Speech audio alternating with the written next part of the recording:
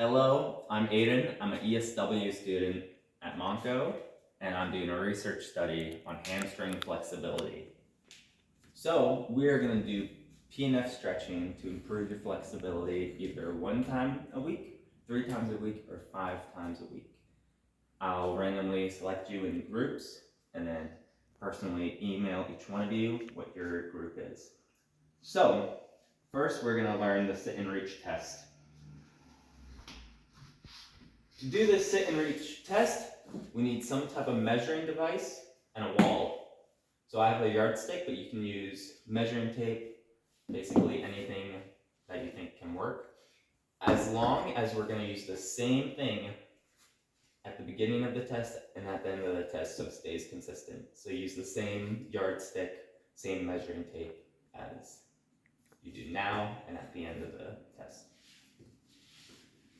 So we are going to put our feet flat against the wall and bring our knees all the way down to the ground. You're going to roll your shoulders back, hands on top of each other, and reach. So common mistakes you can do is if you roll your shoulders over top, you get like an extra 3 inches or however flexible your shoulders are. But we're not testing shoulder flexibility, we're stretching the hamstring. So I want you to roll your shoulders back, bring your chest up, puff it out, hands on top of each other. You're going to breathe in and then breathe out when you stretch. See how far you get. You're going to measure however far you can hold. So if I do it and then jitter back, we're going to measure how far we can hold it because we want to look at our active range of motion. So roll back your shoulders, hand on top of each other, breathe in, hold, get your measuring tape, put it against the wall. That's the wrong side.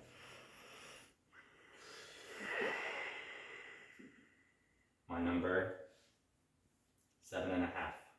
We are going to do that 3 times to see if we have a consistent number. And then you're going to send that into me with a video kind of framed like this where I can see your whole body. So if you make any mistakes, I can correct it and you can redo it. Okay, now for the PNF stretching portion. To do PNF stretching, it's basically you're going to stretch, then flex the muscle, and then stretch again. I can explain the science later in the video. I'm just going to do the quick tutorial first. So you're going to lay down and put your resistance band on your foot. You don't even need a resistance band. You can do it with a towel rolled up. So you put it on your foot, you lay down, stretch it as far as you can, and you're going to hold it for 20 seconds. I'm not going to hold it for the whole 20 seconds. But then you're going to force it down for 6 seconds. So it's going to be kind of look like this. You're forcing it down on 1, 2, 3, 4, 5, 6. And if you did it right, you could probably stretch your leg a little further than you did at first, like that. When you're forcing your leg down, if I wasn't holding the towel, it would kind of look like this. It would just straight down, pushing it. So you stretch it down, and you pull it back. So you're going to do 20 seconds of that static stretch, 6 seconds of pushing it down, 20 seconds of static again, 6 more seconds of pushing it down, and then end it with another 20 seconds of static. Okay, since I have Liam here, we are going to do his test today. So Liam, get your measuring tape. Put it next to you so you have it. Feet together, legs completely down, hands on top of each other. Roll your shoulders back. Roll them back, so bring them up and then back. Yeah. Now chest up, reach, See how far you get? Lean forward, breathe out, hold. So you're gonna hold it there. Let's see how far he is. He's at about 11 and a half. Or no, he's at about 10 and a half. So he would write down on his paper, he would go 10, oh my gosh, 0.5. And then you're gonna do it again. Ready, roll your shoulders back. Keep your knees down. Breathe in, breathe out, stretch. Hold. Can you hold it there? Good, good, good. Is that about around 10 and a half again? So we write that down again. We write a quick 10.5 and one more. Roll your shoulders back. Knees down. Breathe in, out, stretch. Hold. Looks like he has like a consistent score of 10 and a half. So his starting measurement is going to be 10 and a half. And by the end of the research study, in about 8 or 9 weeks, we can find out how much he improves depending on which group he is in. Okay, if you're already flexible enough where you can reach and go past your feet without lifting anything, if you go past your feet, I want you to measure how far past you go. So say I get this far past my feet, measure from the tip of your fingers to your foot, you check where your foot is at. It's at about 5 inches, so you would just write 5 inches past. Okay? Okay, that's really all you need to know for this study. I'm going to go into the science real quick for anyone who wants to know. So there are basically two main groups of stretching. There's dynamic and there's static. Dynamic stretching is like if you ever run a sports team where you see someone warming up, they do high knees or butt kicks or even just stepping over. So dynamic stretching is like stretching without holding. So you do a stretch and you reach over. And then there's static stretching, which is basically what we're doing. You reach and hold for a certain amount of time. So the differences are, with dynamic stretching, the main pros are it warms up your nerves and muscle and connective tissues. So it improves the function, which basically means you will run faster, jump higher. It improves the performance of your muscles. The con is it won't likely improve your permanent range of motion. So doing dynamic stretching, you won't see much improvement on the sit and reach test. But with static stretching, it's kind of the opposite, where the pros are you will have more range of motion and your sit and reach would be better. But the cons are, if you do it before a workout, it will fatigue the muscle spindles.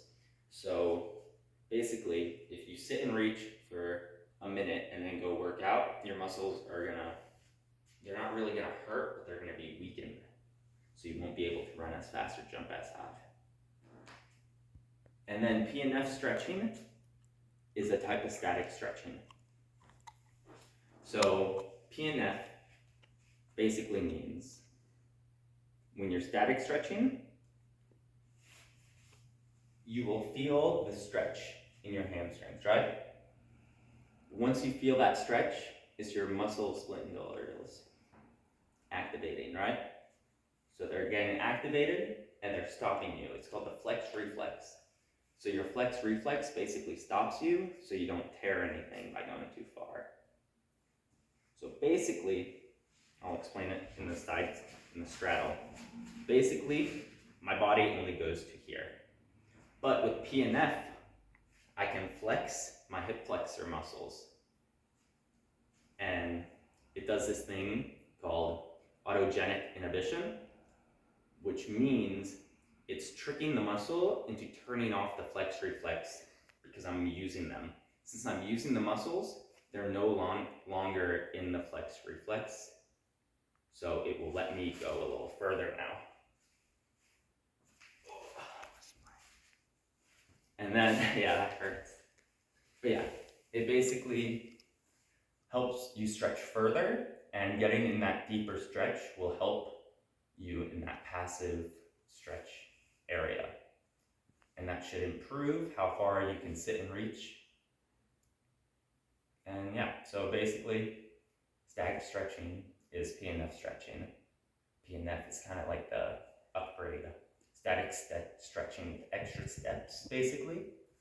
So that's what we're studying, is how much PNF stretching can help different types of people.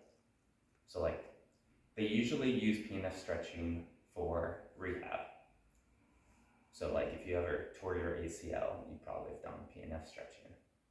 But what we're using it for is probably like most people haven't, and most people don't know what PNF stretching is. So doing PNF stretching, basically,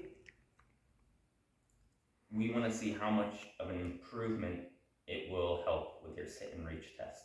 And also how much of an improvement different days, how many days a week you do it.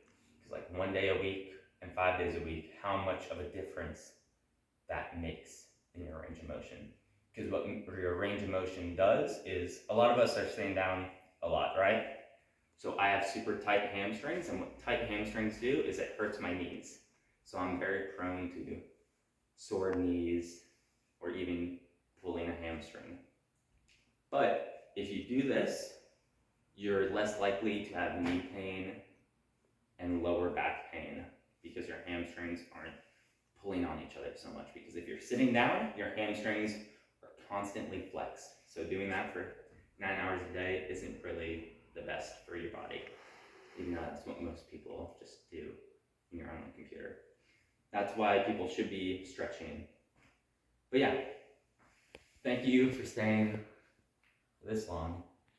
And thank you so much for being a part of my study.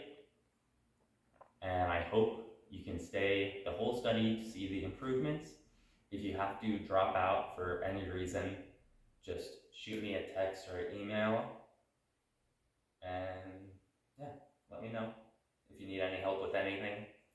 I would like you guys to send the video of your sit and reach test by the 19th. If you do it a little later, no big deal. Just, I want to be able to correct it if you guys do it wrong, so we can get started with the study as soon as possible. Thank you. Goodbye.